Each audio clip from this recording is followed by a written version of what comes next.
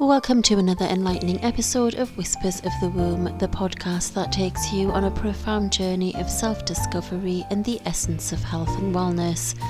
I'm your host, Suzanne Lawson, and today we have a truly remarkable guest joining us all the way from Brisbane in Australia, Jaya Jones.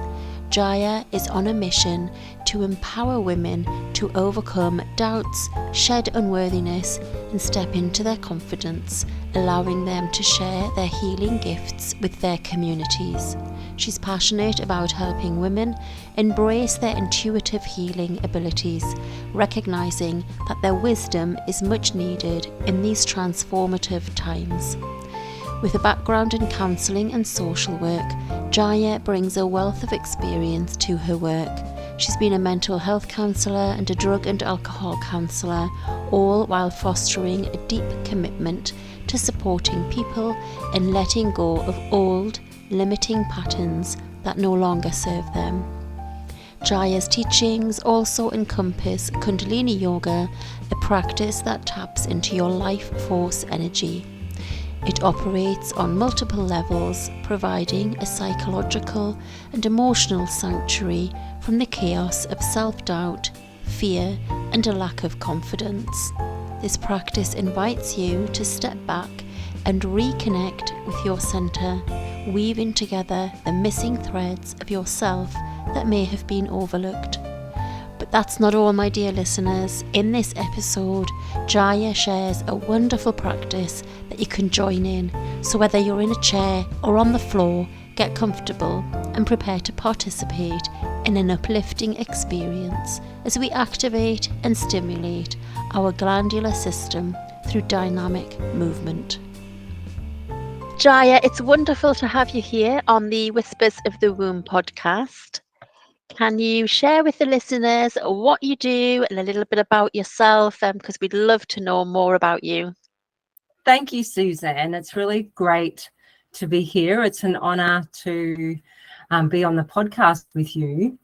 And so I'm a soul purpose mentor, and I support women, help women to let go of fears and self-doubts, unworthiness, so they can feel confident and trust themselves to share their healing gifts with their community. And I've found that as women, we can be shy of our intuitive healing gifts, and I'm passionate to support women to come forth with their wisdom because it's so needed at this time. Absolutely, yes, it is. And so, you're a yoga teacher. So do you want to I share teach Kundalini yoga. I have a background in counselling and social work. I've been a mental health counsellor and drug and alcohol counsellor at different times over the years. I'm passionate about supporting people to let go of some of those old patterns that may not be serving them anymore. So that's a big part of what I do too.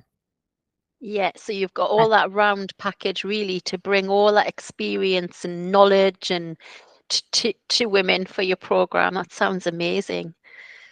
Yes, I love it. I love it. The Kundalini is powerful. It's a big part of it. We've spoken before about the self-doubt and the lack of confidence that women have and you know, often feel as we get older as well. I think it's more prevalent, isn't it? And so how would you share with the listeners today how Kundalini yoga can help with that? So Kundalini yoga is simply your, Kundalini simply means your life force energy. And it works on a few different levels. So like with any other type of yoga, Kundalini yoga supports you to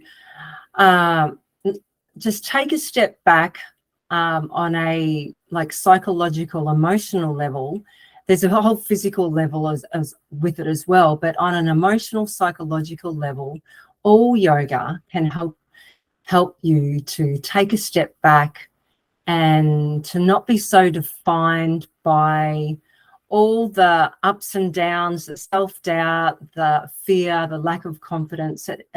Yoga helps you to come into your center. So it's like it pulls in all the missing threads of parts of you that have been left out, parts of you that you have tended to push away. So yoga will call you to come home to yourself, and that includes making room and holding space for all the doubts, the fears, with a loving presence, really. Yoga means union, so there's a union between you and your, so to speak, your center or your higher self or God. It just depends what you like to refer to it as. So that's yoga in its essence. Kundalini yoga is very fast acting.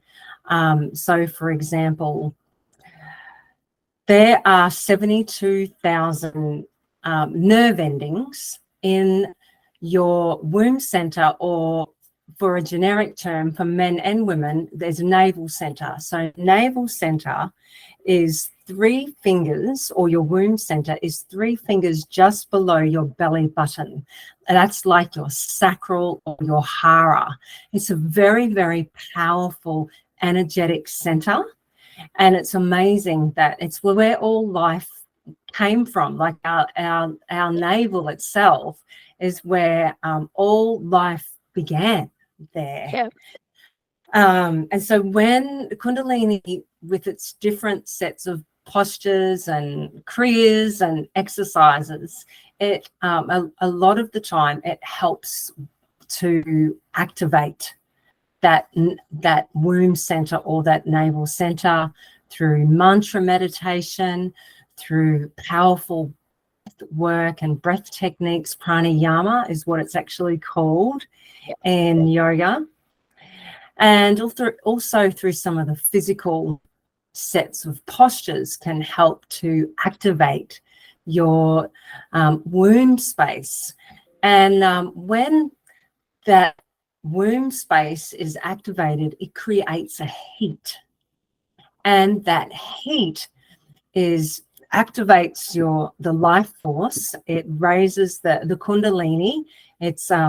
It comes up through the spine, and then it can, and then there's a heart activation that can occur from the womb space. So the heart and the navel, like all the chakras, and they're just simply they're just energy centers, but the heart and the navel can work really well together.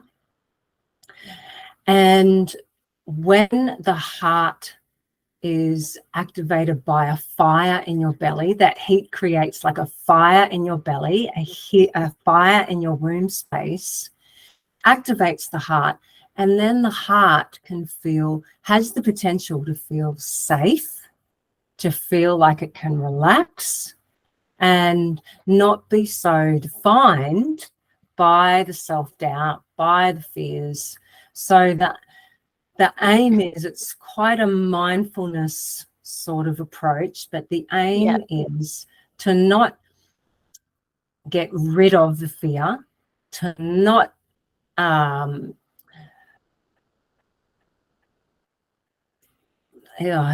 word is, not get rid of the fear, not cut all those bits out that haven't been serving you and push them away and deny that they're there. The aim is to hold space for all the, so to speak, the changing weather patterns of your experience. So, and the changing weather patterns, metaphorically, that is self-doubt, fear, unworthiness, not good enough. And I guess it's like, it's lovely how you've connected the heart with that energy center, because it's kind of like nurturing you to love yourself, isn't it? To bring that love back into you, and you know, with that lovely, like you've said there, that, you know, bringing that fire in the belly, which gives us that adrenaline and makes us feel more human and womanly again.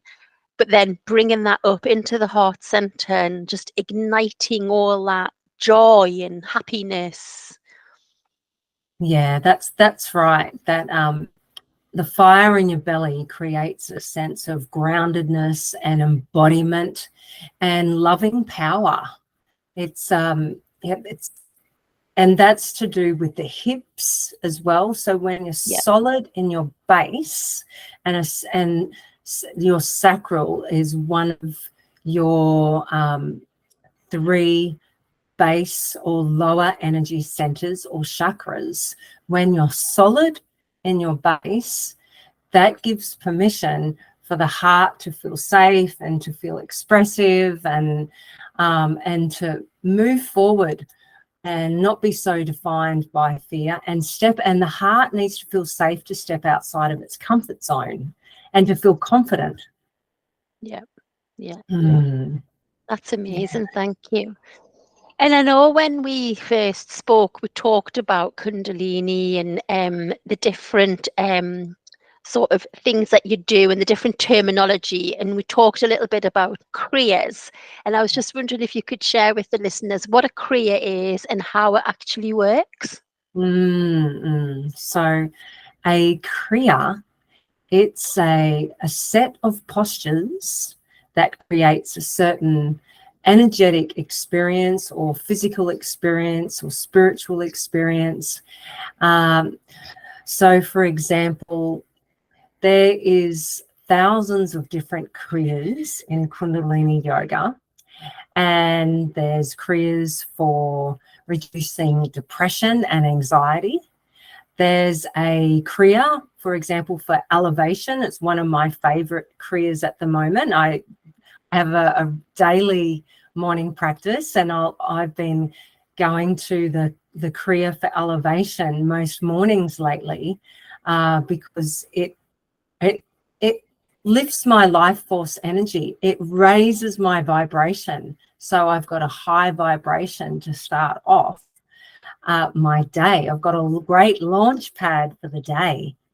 And a Kriya is like, we'll just go into a few other sorts of examples for Kriyas too. So there's Kriyas for good immunity. There's Kriyas for a balanced mental health. There's Kriyas for healthy bowel system. So as I said before, there's thousands of different Kriyas in Kundalini yoga, and a Kriya is like a recipe. It's an exact set of postures with certain timings, and so most Kundalini yoga teachers will have a timer on for each posture in the Kriya. And there's certain mudras with Kriyas. So Kriyas, in a Kriya, there's different fingers. This is a very common mudra, the mudra of wisdom, or Gyan mudra. You've probably seen that one, heard of that one before. It's where you're connecting your thumb and your first finger together. Prayer position, hands together at the heart center is prayer position. That is a mudra. So there's lots of different mudras that are part of a Kriya too. So essentially, it's a recipe for a certain energetic effect or a condition that you want to change or you want more of. And it's like a vitamin. So with vitamins, most of the time you need to take them every day to have the healthiness that you want to feel. Or like even mainstream medical medication, you need to have it regularly to support you in that certain condition that you want to manage or that you need support around. So like Kundalini yoga, it needs to be practiced regularly for you to feel the effect that the Kriya promises to offer you. I love that. I love that analogy, like how it's like you've got your own little home pharmacy, as it were, where you can just, take what you need when you need it and let it do its job. But it's so natural and so, well, good for you, obviously, isn't it? Yeah, I love what you've just shared there, Suzanne, like your own home pharmacy. And that's exactly what it is. And the beauty is that Kriyas are so accessible these days. And you just need to know a couple of good teachers that have got some online programs. There's a lot of Kundalini yoga that you can access for free these days. Because it is an ancient practice that came to the West to support humanity during this time, between the transition between the two ages. We're in a major transition between two ages at the moment, an old age of that hasn't been working for us so much, that's been the ways of not working with nature. And so the new age calls us to work with nature, to use our skills, to come forth with your healing arts, to work with the land, to come into community, to come together in relationship with yourself and with nature and with others, rather than the top-down approach of buying all your food from the shops and working really hard and not feeling satisfied and feeling disconnected and separated. The new age, and this is what Kundalini yoga came in the 60s from a teacher called Yogi Bhajan. He knew that these times were coming, and humanity needed a lot of support at this time. And voila, you've got your go-to home pharmacy of Kundalini yoga available at your fingertips.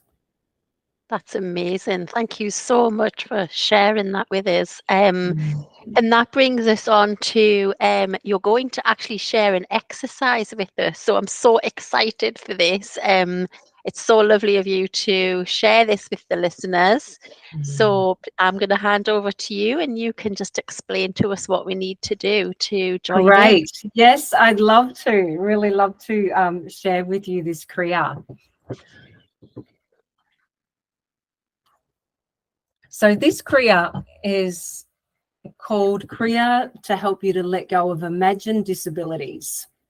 So simply in its essence, it's a Kriya to help you to let go of imagined old patterns that are not serving you, old fears, old ways of being that you've found challenging, that you've been stuck with for a considerable amount of time.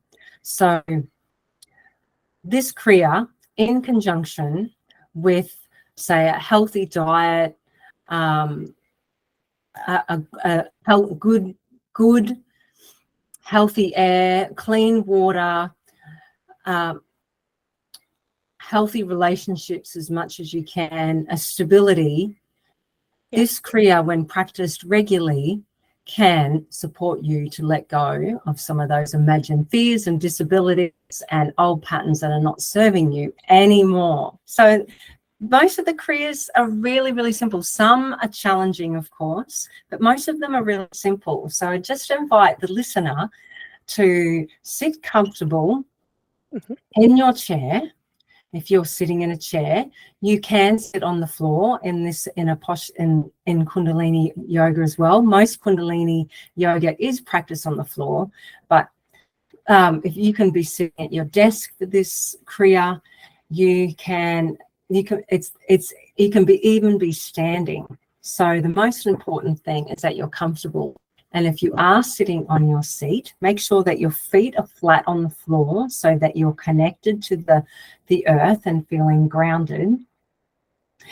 And your back is straight, shoulders are down and relaxed, and your face is soft. And you're just going to have fun with this. I'm just going to make it fun and explorative and creative. It's a dynamic movement. Kundalini yoga, most of the movement is dynamic. I'm just going to raise the seat up a little bit so you can see me a little bit better here. Your elbows are in at the sides of your body to start with. So there's 3 little postures in this Kriya. And we'll just go half time today, but it's usually double this time, but we'll just go half time today. Elbows are in at your sides. And for the first posture, your palms are facing out in front of you on the inhale here. And as you exhale, make fists with your hands and turn your fists towards you. So it just simply, this is the dynamic movement. And find a rhythm with your breath. So it's inhale, exhale, inhale, exhale. And just keep going. We'll be here for about 1.5 minutes, and I can time us here. And just keep going. Inhale, exhale, inhale, exhale. Find a rhythm with your movement, with the movement in your breath at the same time, friends. That's it. Keep going. Whew. Yeah. So we're really working into the glandular system with this Kriya, and in particular this posture. So a lot of the big glands in our arms, our chest, underneath our armpits, in our breasts. And your glands are your guardians of your health. So Kundalini yoga helps you to really activate and stimulate your glandular system through movement, dynamic movement. We need to move and activate the glandular system for disease resistance, good immunity. We need to vibrate and move the waters in our body. We're up to 80 to 90% water as a human species, and we need to move our waters, keep it moving, keep it activated. That's it. Keep going. May feel a little strain, but unless you've got a serious injury or there's major discomfort, I just encourage you to hold space for yourself and just keep going with the movement. Just a little longer. Smile on your face. That's it. Keep going. Inhale, exhale, inhale, exhale, and then last one. Inhale, and then squeeze your fists. Inhale, and then squeeze every single muscle in your body. Squeeze, squeeze, squeeze, squeeze, squeeze, squeeze, squeeze. And then exhale and release. Relax your arms down. And just for a few moments here, just letting your energy settle. You may like to shrug your shoulders up and down a few times. Just a little rest here before we go on to the second posture. Elbows in at the sides of your body again, friends. And this time, inhale, and then as you exhale, you extend your left arm out, straight out in front of you. So it's not out here, it's not in the center, it's straight out in front of you at shoulder height, directly in front of your shoulder. And then inhale, opposite side. So it's a rhythm with your breath again. Inhale, exhale, inhale, exhale. And making sure your elbow is straight, keeping the integrity of the posture and the movement. And you're leading with the heel of your hand or the base of your hand here. Keep your fingers together. So you're not leading with your tips of your fingers. You're leading with the heel of your hand. That's it. And keep going. Inhale, exhale, inhale, exhale. And you can imagine that your I can hear kookaburras outside at this time of night, so you may hear them too. And a kookaburra is an Australian bird that laughs. It's laughing. And you can just laugh and move on through, be a passerby of all those old patterns and fears and doubts that are not serving you. And move on through, friends. That's it. Leading with the heel of your hand, finding that rhythm with your breath. Inhale, exhale, inhale, exhale. Woo! And keep going. We'll be here for about another 30 more seconds or so. There may be a little discomfort with the movement, although as long as you don't have any physical injury or major discomfort, just hold space for yourself. Keep going. We're activating the glands here in the arms, under the armpits, through the chest a little here. Stay with your breath. Keep going. Woo! Maybe picking up a little sweat. Hot now. That's it. Okay, last one. And then inhale. And then squeeze every single muscle in your body again. Woohoo! Squeeze every single muscle. Yes, yes, yes, yes, yes. And then exhale, release, relax your arms down. And just a little rest in between the postures before we go on to the last one, the third posture or exercise in this Kriya.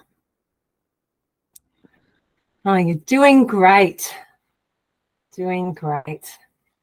Okay, elbows in at the sides of your body again.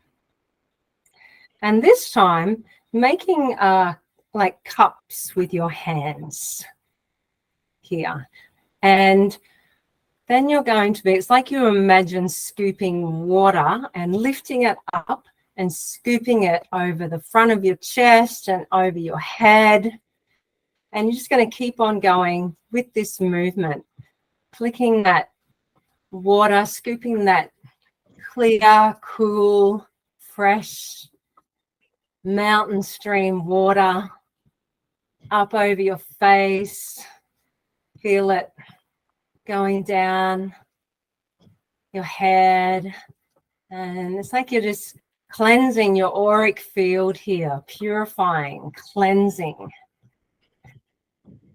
Oh, that's it. And just keep going. We'll be here for just another minute or so. That's it. Clearing that auric field for any lower vibrations, old patterns that are not serving you, just clearing it out. Stay with your breath. See, you're doing great. Keep going. And you may like to imagine that you're in India and you're on the bank, the side of the mighty holy river Ganga, or the Ganges, the river Ganges. And the river Ganges, the Ganges is a holy river in India. And you're scooping that holy water from the Ganges up over your chest and your face, your head, and flicking it behind you, clearing the past, clearing the heart. That's it. And keep on going. Stay with your breath. Whoa. And again, we're working into our glandular system, big glands under our armpits and in through our chest. Dynamic movement. Oh, nearly there. Just 20 more seconds to go. Just give it all you've got. Hold space for yourself. Make it fun. Ugh. Oh. And last one, inhale. And then squeeze every single muscle in your body. Squeeze, squeeze, squeeze, squeeze. And now there's an invitation to stick your tongue out on the exhale. And when you stick your tongue out, you're activating your thyroid gland, clearing out that thyroid. That's it. And then exhale. Relax your hands down, relax your arms. And there's an invitation here just to take a few moments to let your energy settle, feet flat on the floor. Breathe. Sigh the breath out on the exhale a few times if you like. That just helps to release tension. And there's also an invitation to yawn. Yawning is so good for your nervous system. You might like to stretch the arms up. Oh, have a little twist, a yawn, that's it. Really go for it. Oh, well done, friends. That was great. Kundalini. Oh, thank you so much for that. God, So I'm so tired. Yeah.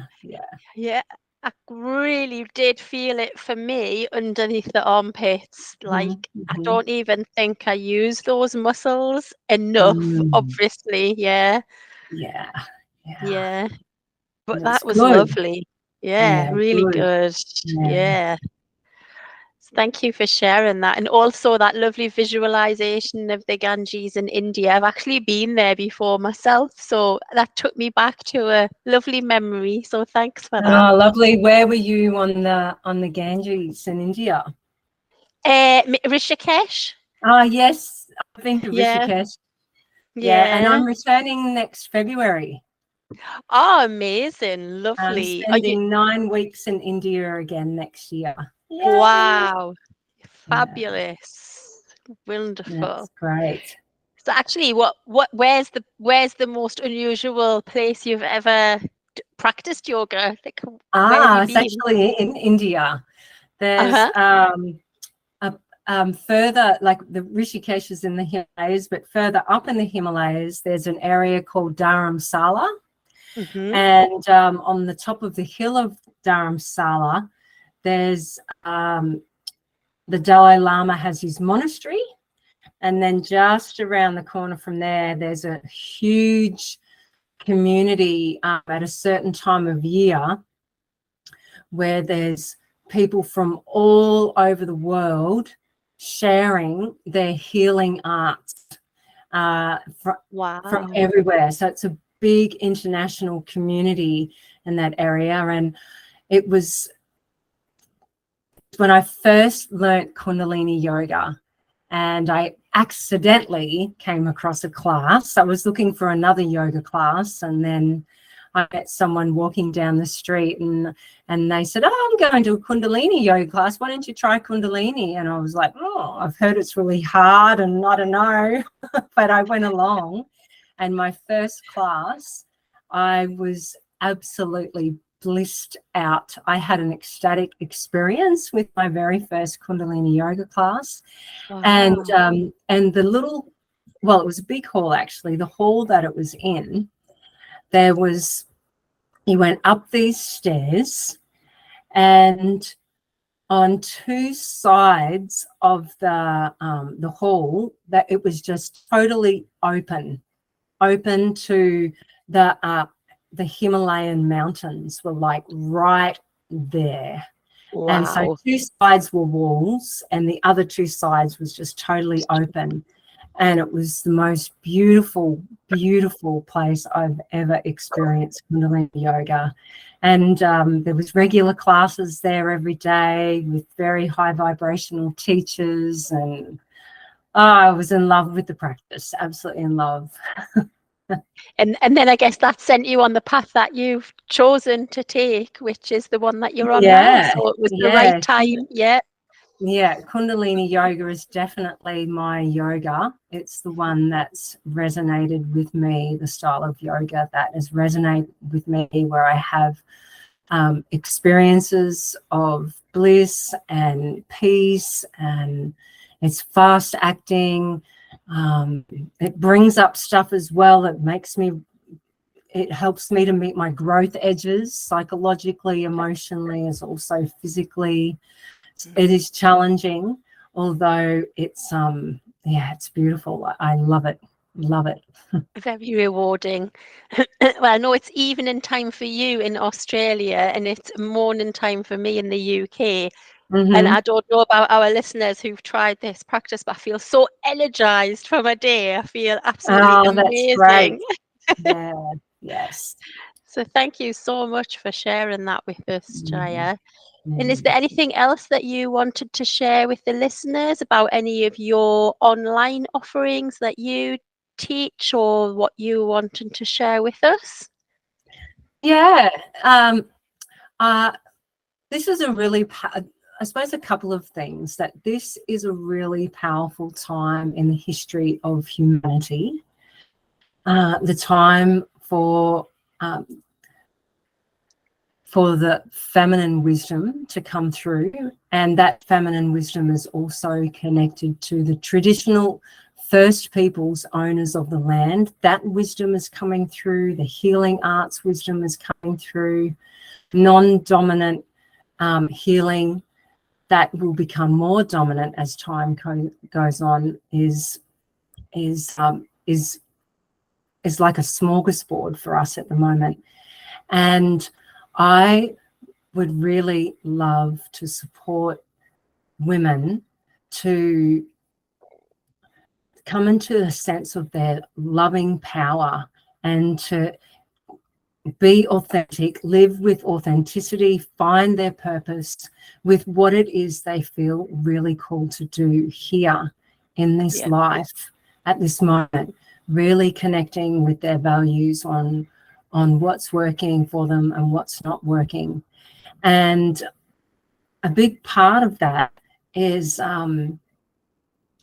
supporting women to meet their growth edges with grace and love and understanding, with self-care, as well as coming into at the same time, like the love is just not all fluffy stuff. Like love is solid, love is powerful, and loving power is like a sword that just like cuts through what is not real, what is not serving, and it does it with grace. And so I offer a 3-month program and a 6-month program for women to come into their leadership, into their power, to feel confident, to let go of those fears and the self-doubts. And some women have a bit of an idea about what they think they could offer to their community. Some women don't have any idea at all.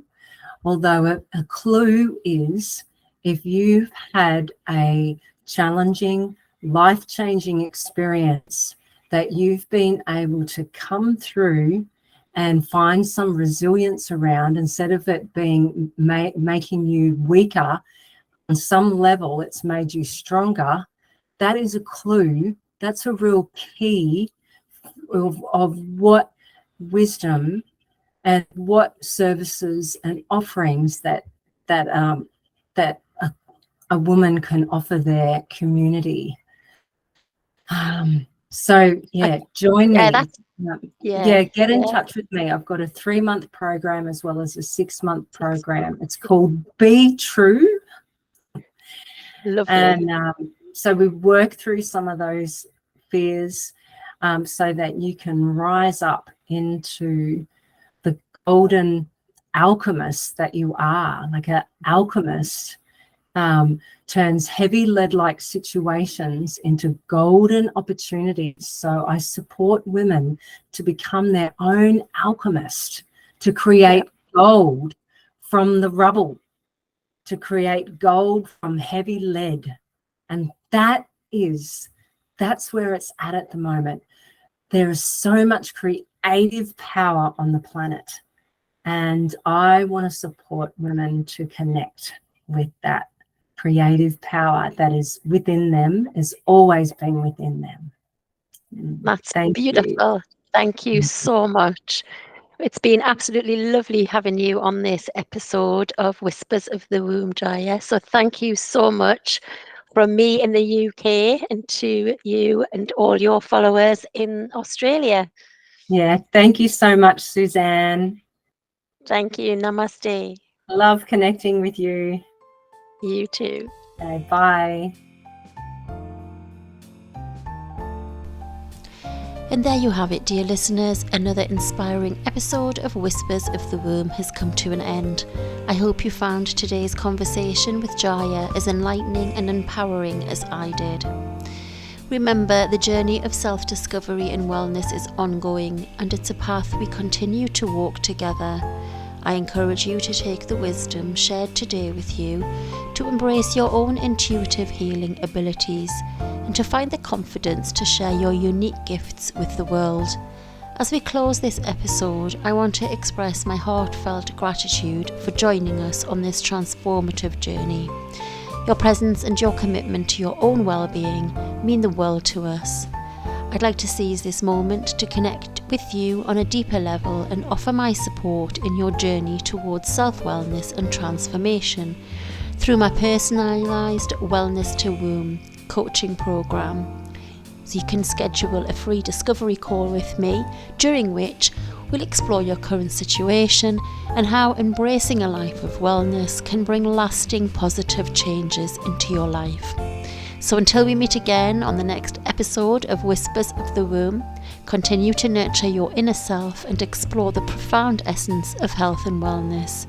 Remember, you are capable of greatness and your journey is worth every step. To contact myself or Jaya, the connection details are in the showcase notes of this podcast episode.